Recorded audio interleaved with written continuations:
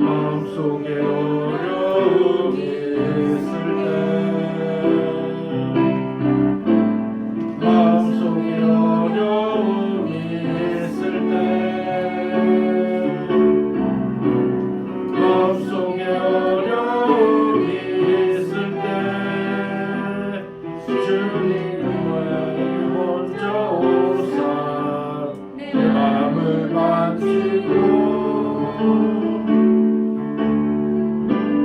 주님 앞에 나올 수 없을 때 주님 앞에 나올 수 없을 때 주님 앞에 나올 수 없을 때 주님 날 먼저 안으시네.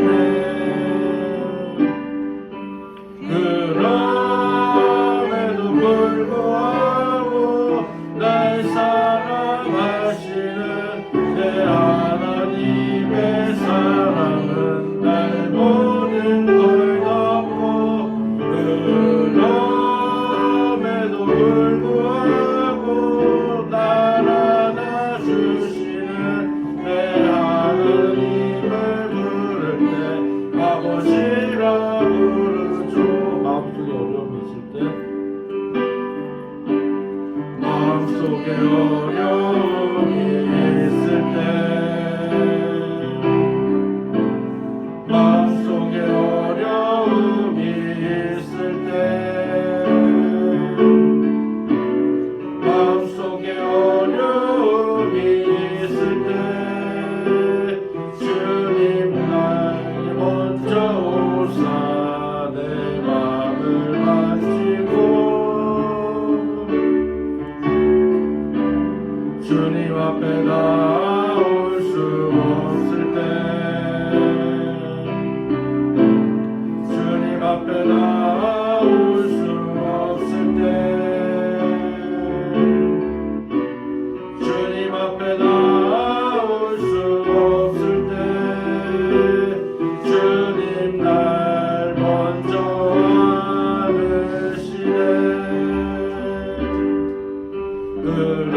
그럼에도 불구하고 날 사랑하시는 내 하나님의 사랑은 나의 모든 걸 덮고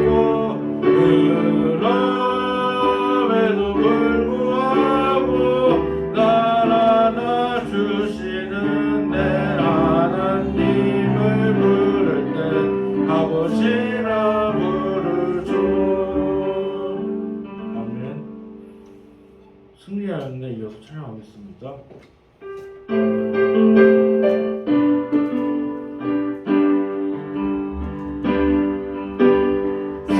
승리하였네. 어린 양의 보혈로 우리 보혈의 능력으로 서리라. 승리하였네. 어린 양의 보혈로 주 내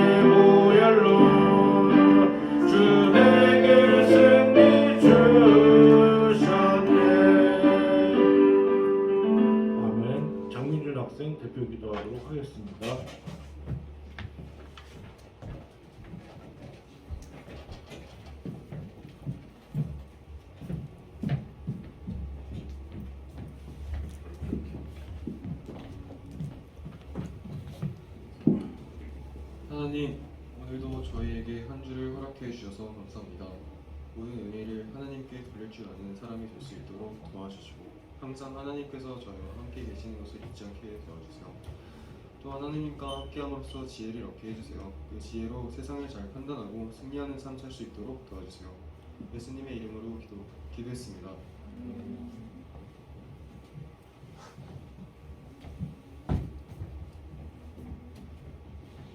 할렐루야. 잘 지내셨죠?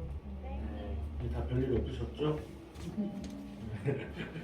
자, 오늘 말씀은 오늘 드디어 예배소서 6장 설교 오늘 끝납니다. 오늘 마지막인데 오늘 함께 볼 말씀은 예배소서 6장 10절에서부터 24절입니다. 예배소서 6장 10절입니다.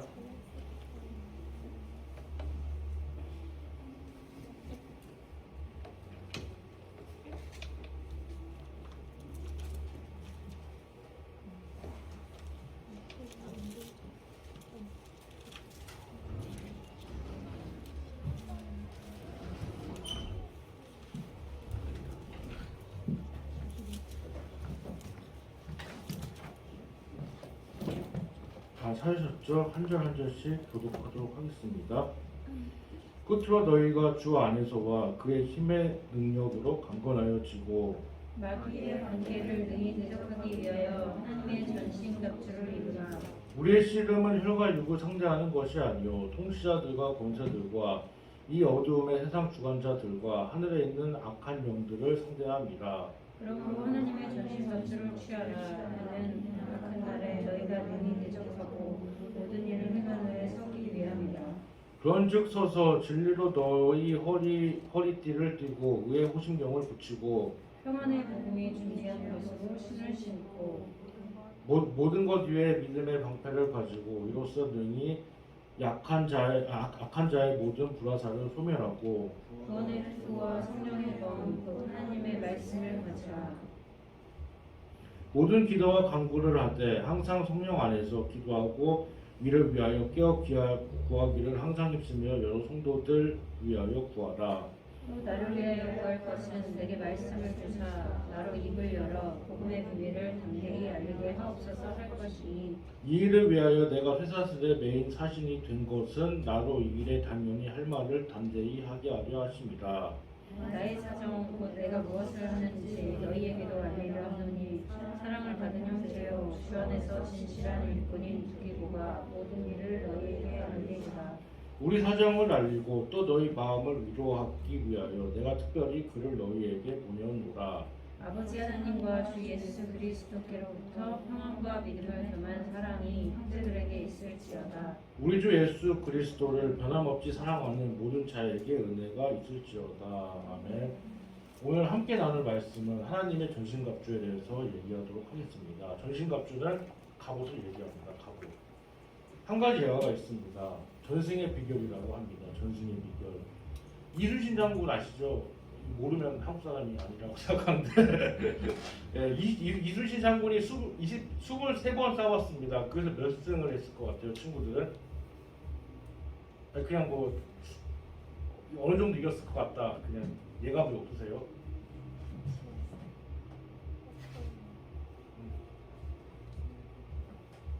몇 전승을 했을까요? 23승이요. 예, 맞습니다. 민지랑서 말했습니다. 23전승을 했습니다. 23번을 싸워서 23번을 또한 이깁니다. 이 놀라운 승리의 비결은 과연 무엇일까요? 그것은 바로 인간을 겸용하고 신뢰를 했던 것입니다. 이순신 장군은 용맹했고 그 나라를 사랑하는 마음도 가득 찼지만 무엇보다도 부하들을 사랑하는 마음이 가득했던 사람이었습니다. 장군으로서 품위가 없다고 모함을 받을 정도로 부하들과 마음을 트며 같이 일하기도 했습니다. 같이 밭도 갈고 같이 뭐 게임도 하고 장기도 두면서 막 합니다. 그 당시 뭐 전라자수하면 지금 계급으로는 해군 소장 투수탄데 투수사 장군이 이등병 일병이랑 같이 장기도 두고 가옥도 두고 놀고 있으면 이게 상상이 좀 안 되시죠? 그럴 정도로 그렇게 병사들을 사랑했던 사람입니다. 어려운 사람을 돕는 일에 앞장섰습니다. 외군들이 그 임진왜란 때 우리나라 쳐들어와가지고 마을을 쑥대밭으로 만들고 백성들이든 뭐 다 죽이니까 피난민들이 자기 이순신 장군 군영으로 몰려들었을 때 이순신 장군은 그들을 받아들였던 적이 있었습니다. 어려운 사람이 있으면 식량을 나누어 주고 옷을 또한 벗어 주었다고 합니다. 그러나 이순신 장군 또한 계속 승전을 했는데 그 모함을 받아서 선조의 모함을 받아가지고 한양으로 끌려가가지고 모진 고문을 당했을 때 그다음 상서수군 통제사로 몽균이라는 사람이 그게 안게 되었습니다. 근데 칠천양 해전에서 조선수군을 괴멸이 되었던 겁니다. 이때 뭐 거국선이든 판옥선이든 그 대표 전선이 이렇게 일본군에 의해서 다 파괴가 됐는데 그때 다행히도 남은 12척의 배가 다 도주를 해가지고 그 배를 수습을 하고 또 한 척이 또 합세를 해가지고 13척의 판옥선으로 330척이나 되는 일본 수군을 격파하는 이런 그 일이 일어나게 됩니다. 그것을 명량해전이라는데 제 친구가 그랬는데 명량해전에서 그 이순신 역으로 나왔던 아저씨가 최민식 아저씨인데 제 친구가 저한테 그렇게 얘기합니다. 너 최민식 아저씨랑 닮은 것 같다 이렇게 저한테 얘기를 해주는 친구가 있긴 있었습니다. 좀 닮은 것 같지 않으세요? 아 죄송합니다. 그 피난민이나 폐잔병들고도 다시 명량해전에서 이기니까 다시 다 몰려들게 되었습니다. 피난을 가는 노인들까지 이순신 장군을 도우려고 애썼습니다. 또한 다시 또 군사를 모으고 다시 저 함선을 건조하게 됩니다. 13척에 되는 판옥선이 다시 85척으로 다시 불어나게 됩니다. 그 함대가. 그리고 군사를 또한 1만 명에서 2만 명까지 더 증강되게 됩니다. 1년 사이에 그렇게 많은 배와 그 군사를 모집을 하게 되었던 겁니다. 다시 정예병이 되었던 겁니다. 그래서 다시 또 연승을 할 수 있게 되었고, 그리고 나중에 노량해전에서 이제 총탄에 맞고 나의 죽음을 적에게 알리지 말라 이렇게 하시면서 이렇게 돌아가시게 됩니다. 이순신은 가난한 양반의 집에서 태어났습니다. 신뢰라는 재산을 크게 쌓았다는 점도 점에서는 정말 부자였습니다. 많은 사람들이 마음속 깊이 그를 존경했기 때문에 기꺼이 따르고 도왔던 겁니다. 그는 장군으로서 세상에 태어나 나라에 쓰이면 죽기로서 최선을 다할 것이며 쓰이지 않으면 들에서 농사짓는 것으로 충분하다 이렇게 얘기합니다. 권력이 아부한 한때 영화를 누리는 것은 내가 가장 부끄럽게 여기는 바다라고 이렇게 하면서 국가에 끊임없이 충성했던 사람이 이순신 장군입니다. 21세기에는 사람을 신뢰해야 됩니다. 신뢰 경영의 시대입니다. 스스로 모범을 보이면서 신뢰받는 경영을 해야 합니다. 직원들을 또한 사장님은 직원들을 잘 인간적으로 잘 보살펴야 됩니다. 그러면 성과는 저절로 올라가게 되는 겁니다. 그냥 사장이 그 직원들 일하는 거 뭐 신경도 안 쓰고 그냥 자기 할 일만 하고 직원들 배려가 없으면은 그 회사는 그 발전하기 어렵습니다. 몸소 실천하고 몸소 같이 열심히 일하고 그 직원들을 배려해줘야 회사가 발전하는 것입니다. 본문으로 들어가도록 하겠습니다. 마귀를 대적하는 싸움이 무엇일까요? 그래서 전신갑주를 입으라고 얘기합니다. 에베소서 6장에는 전반부에는 부모와 자녀의 관계, 종과 상전의 관계, 사랑 관계에 대해서 설명을 해줍니다. 그리고 10절에서 20절에는 마귀를 대적하는 전신갑주에 대해서 얘기해주고 있습니다. 또한 21절에서 24절은 끝인사로 이제 에베소서가 이제 마무리되는 게 됩니다. 바울은 마귀를 대적하기 위해서는 무엇을 해야 되냐라고 이렇게 했을 때 전신갑주를 입으라 합니다. 옛날에는 전쟁에 나가는 장수와 군사들은 다 갑옷을 입고 투구를 쓰고 무기 칼을 들고 창을 들고 전쟁을 했습니다. 지금 현대에도 마찬가지입니다. 전투복을 입고 뭐 완전 군장을 하고 초총을 들고 전쟁에 나가기도 합니다. 그것과 마찬가지입니다. 보통 바울은 에베소 교회 성도들에게 마무리 말을 이제 전하려고 합니다. 바울은 또한 이렇게 얘기합니다. 이제 마무리하겠습니다. 하나님은 강건하신 분입니다. 하나님은 여러분도 그분 안에서 강건하기를 바라십니다. 이렇게 얘기합니다. 그러니 하나님께서 여러분을 위해 마련해 주신 모든 것, 곧 가장 좋은 재료로 정교하게 만들어진 무기를 취하십시오. 이 싸움은 잠깐 출전해서 쉽게 이기고 금세 잊고 마는 한나절의 운동 경기가 아닙니다. 체육대회가 아닙니다. 이 싸움은 지구전, 곧 마귀와 그 부하들을 상대로 사느냐 죽느냐의 전투입니다. 단단히 준비해야 합니다. 이렇게 얘기를 합니다. 도움이 될 만한 것은 뭐든지 취하고 하나님께서 주시는 무기로 무장하십시오라고 이렇게 얘기합니다. 하나님의 전신갑주를 취하여 악한 날에 너희가 능히 대적하고 모든 일을 행하라고 이렇게 되어 있습니다. 전신갑주는 온몸을 두른 갑옷과 투구입니다. 이렇게 보면은 뭐 이런 전신갑주에 대해서 이렇게 설명을 하고 있습니다. 또한 뭐 구원의 투구, 성령의 검, 무의 흉배, 진리의 허리띠, 믿음의 방패, 복음의 신 뭐 이렇게 해서 설명을 하고 있습니다. 그렇습니다. 바울은 마귀를 대적하는 전투를 하기 위해서 전신갑주에 대해서 설명을 하고 있습니다. 마귀는 계속해서 우리를 무너뜨리려고 하고 있습니다. 그 베드로전서 5장에서 보면은 바울은 또 이렇게 얘기합니다. 죄송합니다. 베드로는 또 이렇게 얘기합니다. 그 마귀가 우는 사자와 같이 덤빈다라고 이렇게 얘기합니다. 너 그 서 있으면 그 넘어뜨리려고 하고 있다. 그렇게 얘기하고 있습니다. 바울은 전신갑주를 입으라고 권면해 준 것은 에베소서 6장에서는 전신갑주라는 것은 기도와 말씀을 의미하고 있습니다. 기도를 하면은 마귀를 물리칠 수 있다고 얘기하고 있습니다. 저도 과거에 학교 다닐 초등학생 때 뭐 중고등학교 시절 때 어디 기도원에 간 적이 있었습니다. 뭐 친해교회 그 유명한 목사님이 계시는데 그 목사님이 뭐 기도해라, 회개해라, 기도를 해야 마귀를 이길 수 있다 그렇게 얘기하셨던 것이 아직까지 생각이 납니다. 또한 전신갑주에 대해서 설명을 해보면 그렇습니다. 진리의 허리띠는 참과 거짓을 분별하는 것입니다. 의의 흉갑은 마음을 지켜주고 흉갑, 가슴판은 치명적인 타격으로부터 전사의 장기를 또한 보호해주고 있습니다. 몸을 보호해주는 것입니다. 복음의 신은 은혜의 메시지입니다. 복음의 신을 신으라고 했습니다. 바울은 예수님을 만나고 난 후부터 그때부터 계속해서 복음을 전하고 있었습니다. 믿음의 방패는 믿음은 하나님의 신실하심과 그분의 말씀에 대해 사탄의 의심의 씨를 뿌리는 것을 비교적으로 만듭니다. 예수님에 대한 믿음은 귀하고 단단하고 견고한 그 방패와도 같습니다.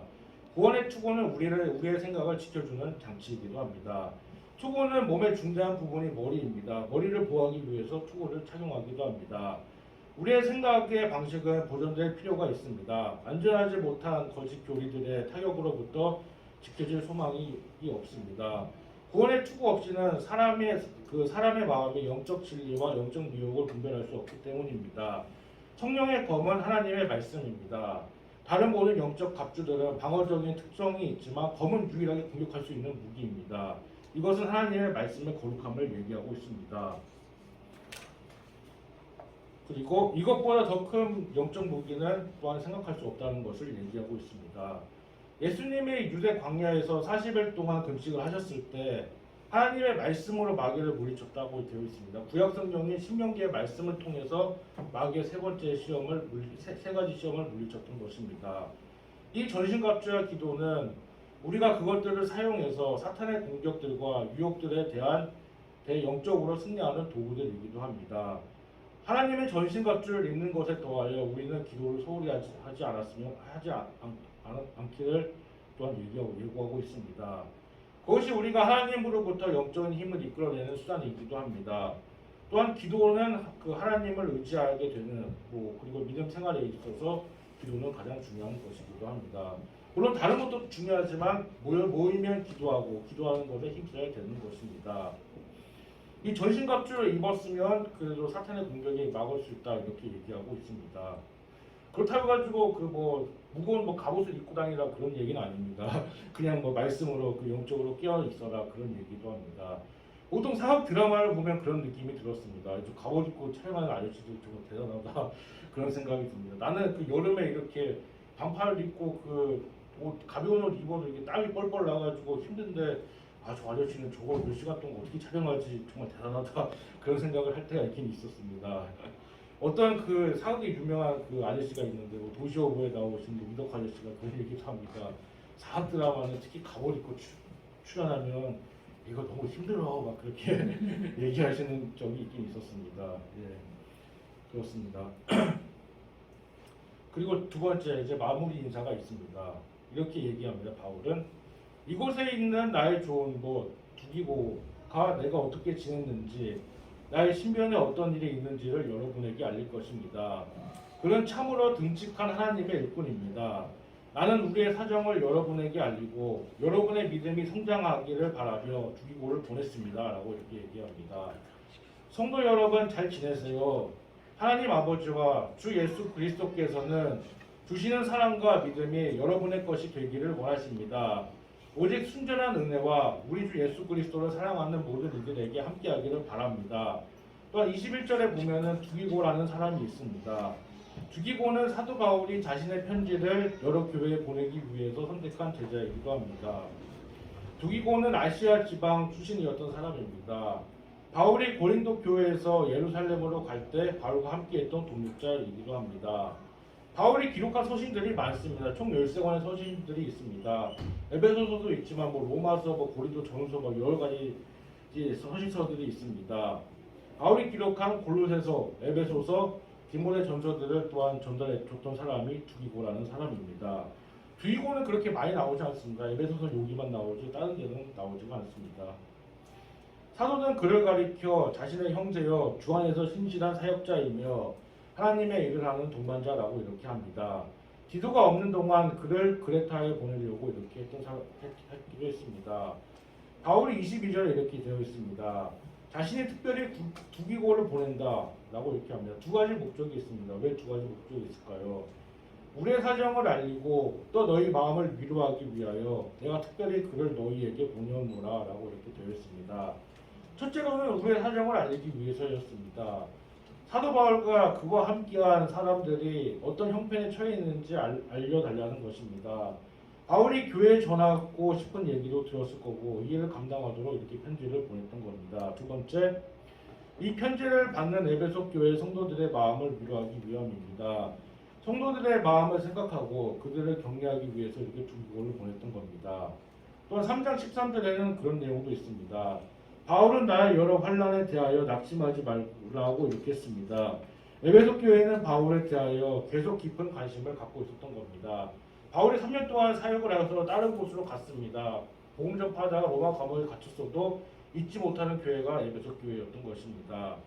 보통 사역자들도 그런 적이 있습니다. 저랑 아는 친구도 있고 선후배들도 있는데 과거에 거기 교회에서 사역을 했을 때 성도들이랑 담임 목사님이 좋아서 나는 그 교회를 잊지 못할 것이다. 나는 그 교회를 잊지 못하다. 그 교회가 너무 좋았다. 이렇게 말씀하는 그 선후배들이 있긴 있었습니다. 같이 얘기하면 사역 얘기도 하고 그런 얘기도 하지만 그런 얘기도 한 적이 있었습니다. 또 그런 얘기도 할 게 있었습니다. 그때 나는 그 담임 목사님이 무서워서 힘들었다. 담임 목사님한테 많이 혼났다. 그렇게 얘기하시는 분들도 계시긴 했습니다. 그리고 바울이 당한 여러 가지 환난에 대한 소식이 그들에게 또한 들려졌던 것입니다. 이 환난에 대한 소식을 듣고 낙심이 있었던 것 같습니다. 그들에게 바울은 위로를 해주고자 이렇게 했던 것입니다. 바울은 에베소 교회를 성도들에게 보면 이렇게 편지합니다. 나는 감옥에 갇혀있지만 여러분은 끝까지 믿음을 지키세요. 나는 여기 사임하고 다른 곳으로 갔지만 거기 끝까지 지키면서 있기를 원합니다. 라고 이렇게 얘기해주고 있습니다. 사도 바울은 23절에서부터 24절에 이 편지를 끝내는 인사말을 하고 있습니다. 보통 만나서 또 헤어지면은 안녕 얘들아 다음에 또 봐 평안한 밤 보내 이렇게 문자를 보내듯이 이제 마무리 인사로 이렇게 하려고 하고 있습니다. 23절에는 평안과 사랑이 교회에 있기를 원한다라고 있습니다. 교회에 있어야 될 것이 많이 있습니다. 있어야 될 것은 많이 있습니다.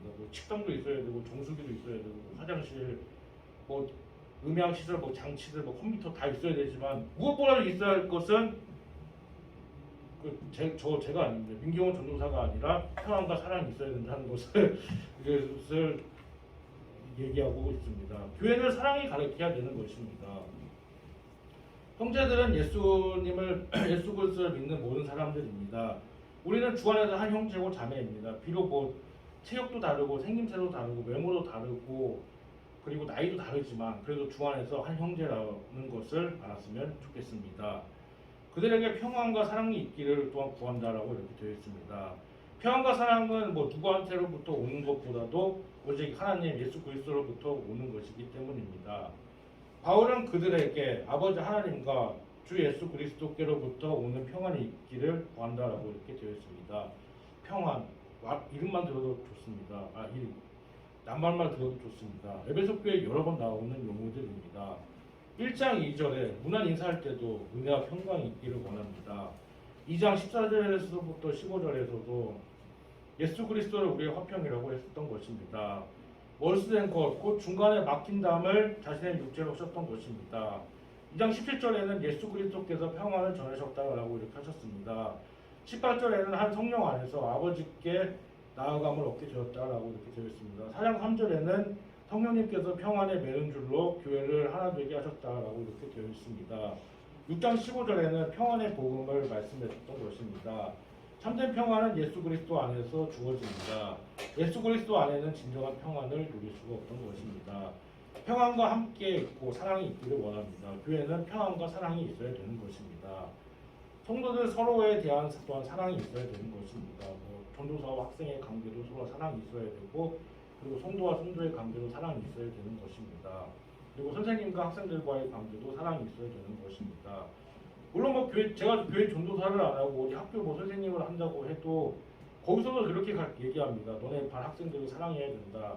네가 맡고 있는 네가 담임 선생님이면 담당 학생들을 사랑해라, 이렇게 얘기해 주고 있습니다. 그리고 저도 중학교, 고등학교 시절 때만 해도 담임 선생님, 물론 보통 선생님들이 저를 대부분, 제가 좀 유명해서 저를 대부분 다 아셨습니다. 침신 때 다녔을 때, 신학과 다녔을 때도 어떤 교수님들이 저를 아시는 교수님들이 많이 있었습니다. 민경호 전도사 잘 지냈냐? 예, 저 교수님 저 잘 지내고 있습니다. 저 교수님 수업 정말 재밌고 잘 들었습니다. 나도 너가 열심히 수업을 해줘서 고마웠다.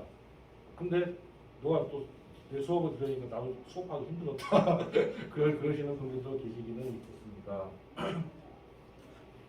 보통 저를 담당하고 있던 선생님들은 저를 잘 챙겨줬던 것 같습니다. 그래서 저희 부모님이, 어머니가 그 담당 선생님한테 아주 감사합니다. 경훈 잘 챙겨주셔서 감사합니다. 그랬던 적이 있긴 있었습니다. 네, 그렇습니다. 평안과 사랑이 넘쳐야 되는 것입니다. 즉 사람은 참된 믿음의 표현입니다. 믿음이 깊어진다는 것은 그 사랑이 깊어짐을 의미하고 있습니다. 그뿐만 아니라 하나님의 은혜로 예수 그리스도를 변함없이 사랑해야 된다는 것을 보여주고 있습니다.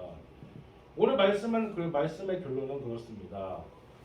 교회 다니는 성도들은 마귀의 괴계를 능히 대적하고 하늘의 악한 종들과 싸우고 악한 날에 능히 대적하기 위해서는 예수님께서 주시는 힘으로 강해지고 말씀에 나왔듯이 하나님의 전신갑주를 입어야 되는 것입니다. 세상의 것으로는 사탄을 이길 수 없다고 되어 있습니다. 우리의 힘으로는 사탄을 이기기는 어렵습니다. 하나님의 힘으로 맞서지 않고서는 사탄이 지배한 이 세상을 이기고 하나님의 거룩하고 흠없는 자녀로 살 수 없는 것입니다. 6가지 전신갑주를 착용하라라고 되어 있습니다. 우리의 대적은 악한 영들이기에 우리가 갖춰야 될 무기 또한 영적인 무기여야 되는 것입니다. 무엇보다도 예수님께서는 십자가의 부활로 악한 영들을 이기셨고 우리가 의지할 것은 예수 그리스도이십니다. 물론 부모님도 의지해야 되고 같은 동료에 있는 사람들도 의지해야 되지만 우리가 의지할 분은 오직 예수 그리스도라는 것을 알았으면 좋겠습니다. 예수님께서는 말씀 복음이시고 그분 앞에 진지한 삶이고 그분께 충성하는 의로운 마음이고 주님께서 주신 구원의 확신이기도 합니다. 모든 무기를 다 갖추었다 하더라도 성령 안에서 드리는 기도가 없으면 영적 전투를 하는데 성공적으로 수행할 수 없고 영적 능력도 공급받을 수 없는 것입니다. 그렇습니다. 사무엘상에서 초반부에 봐도 그렇습니다. 이스라엘이 블레셋과 전투를 할 때 사무엘이 있었던 당시 때만 해도 엘리제사장 때만 해도 법기가 있다고 해가지고 전쟁이 이기진 않았습니다. 패배하게 되었습니다. 그래서 홈리와 비니아스는 비참한 죽음을 당했고 이스라엘 군사 3만 명은 블레셋 군대에 의해서 전투에서 패배해서 전부 다 사망하게 되었던 적이 있었습니다. 법기가 있다고 해서 이기는 것은 아닙니다. 거기서 영적인 하나님의 은혜가 있어야 이길 수가 있는 것입니다. 히스기야가 18만 5천 명의 대군을 이긴 이유 또한 하나 있습니다. 기도했기 때문에 그 순간 그 전쟁에서 이기게 주었던 것입니다. 하나님의 계획을 이루기 위해서는 우리 또한 믿음으로 그리고 믿음을 생활을 잘해야 되고 기도를 열심히 해야 되는 것입니다. 무엇보다도 교회 안에서 풍성한 은혜와 평강과 믿음과 사랑이 넘쳐야 되는 것입니다. 오늘 말씀의 교훈은 그렇습니다. 우리에게 주시는 교훈은 무엇일까요? 그리스도인은 일상은 싸움장이라고 얘기하고 있습니다. 그렇습니다. 일상에 나가면 또한 힘듭니다. 직장 생활을 하고 여러 가지 생활을 하고 가정 생활도 하고 그러면은 또한 힘들게 사는 것도 마찬가지입니다. 예, 저는 가정이 없습니다. 결혼 안 했기 때문에 가정이 없지만 일상생활에서 일하고 여러 가지 하면 저 또한 힘들고 땀 뻘뻘 흘려가면서 일하고 하기도 합니다. 이 세상을 지배하는 마귀는 하나님의 새 창조 역사에 맞서기 위해서 하늘에 있는 악한 영들을 소환하기도 합니다. 그는 첫 인륜을 넘어뜨린 오랜 전략으로 다시 새로운 인류로 공략해서 마귀의 관계는 더욱 것을 보여주고 있습니다. 그렇습니다. 점점 뭐 모이기를 싫어하고 점점 뭐 그 힘쓰기를 싫어한다 이렇게 이런 말씀도 있습니다. 성경에 보면은. 그러나 교회는 모이기를 힘써야 되는 것입니다. 좋은 사람을 만나기 위해서, 날 좋아하는 사람들을 만나기 위해서도 교회에 오지만 무엇보다도 교회 오는 목적은 그렇습니다. 예수님께, 하나님께 예배하기 위해서 온다는 것을 알았으면 좋겠습니다. 악한 영들을 위해서 맞서기 위해서 영적으로 무장하라고 되어 있습니다. 영적 싸움이기 때문에 영적인 무기가 필요한 것입니다. 마귀를 대적하기 위해서는 먼저 전신갑주를 보면서 진리의 허리띠를 메고 마귀와 그 추종자인 무기인 불의와 폭력에 대응하기 위해서 정의와 흉배 붙이고 그 복음의 신을 신고 다녀야 되고, 또한 악한 마귀는 강교하기 때문에 하나님을 절적으로 신뢰하고 구원의 확신을 말씀하며 의지해야 되는 것입니다. 우리는 끊임없이 이 세상에 살고 있습니다. 영적인 전투에도 살고 있는 것입니다. 과거에도 보면은 뭐 노방전도하러 다녔을 때도 보면은, 물론 뭐 전도하러 다녔을 때도 보면은 그 들어주는 사람도 있지만 거기 전도하는 모습을 보고 비난을 하고 욕하고 지나가는 사람들도 여러 번 있었습니다. 어떤 목사님은 또한 전도를 하러 나가다가 어떤 사람에게, 어떤 술 취한 사람에게 욕까지 먹었다라고 이렇게 말씀하는 사람도 있습니다. 또한 승리의 비결은 말씀과 기도입니다. 성령의 검을 가지고, 그리고 성령 안에서 또한 기도해야 되는 것입니다. 성령의 검 역시 다른 건 다 방어 도구이지만 성령의 검은 공격용 무기가 됩니다.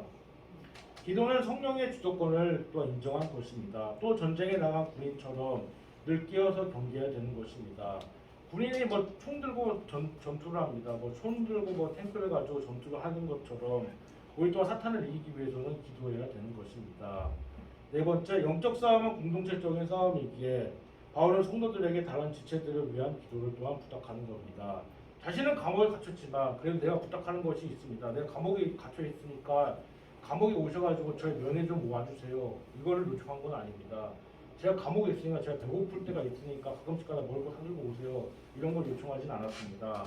감옥 안에서도 뭐 요청할 수 있는 건 있습니다. 내가 영적인 일을 하다가 예수님의 부활의 복음을 전하다가 감옥에 갇혔으니까 부탁하는 게 한 가지 있습니다. 기도해 주세요. 이런 요청을 했던 것입니다.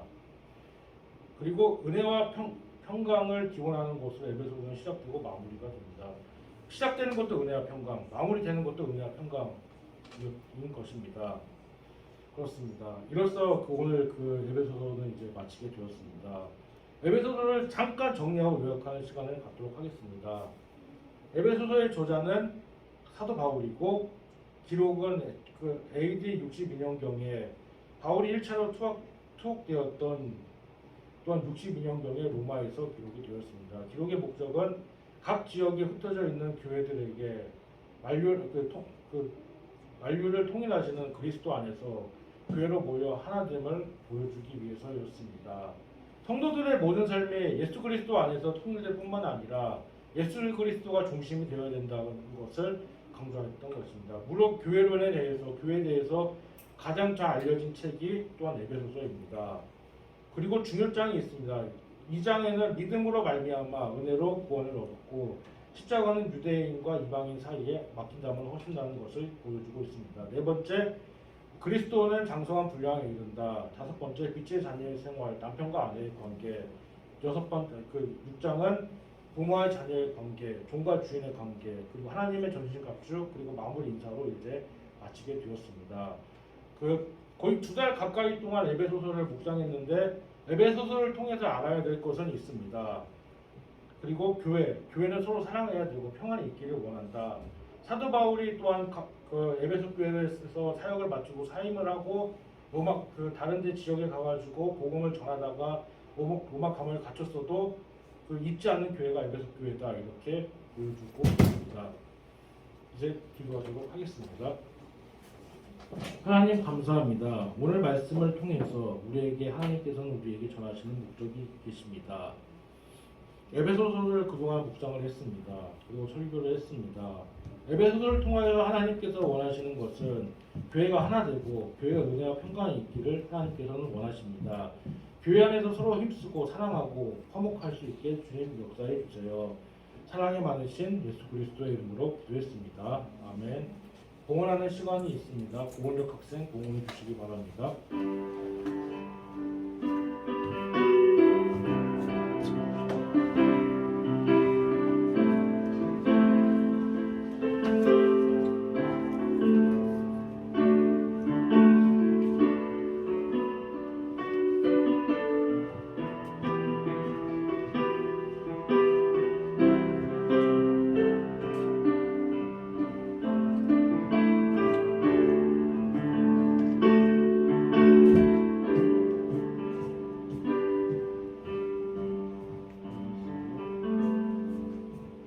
이제 주기도문으로 예배를 마치도록 하겠습니다. 하늘에 계신 우리 아버지여, 이름이 거룩히 여김을 받으시오며 나라의 마옵시오며 뜻이 하늘에서 이루어진 것 같이 땅에서도 이루어지리라. 오늘날 우리에게 일용할 양식을 주옵시고 우리가 우리에게 죄 지은 자를 사하여 준 것 같이 우리의 죄를 사하여 주옵시고 우리를 시험에 들게 하지 마옵시며 다만 악에서 구하옵소서. 나라와 권세와 영광이 아버지께 영원히 있사옵나이다. 아멘. 예배 광고 말씀드리겠습니다. 다음 주 5월 29일 예배 안내입니다. 대표 기도는 노은지 학생, 봉헌은 오규택 학생입니다.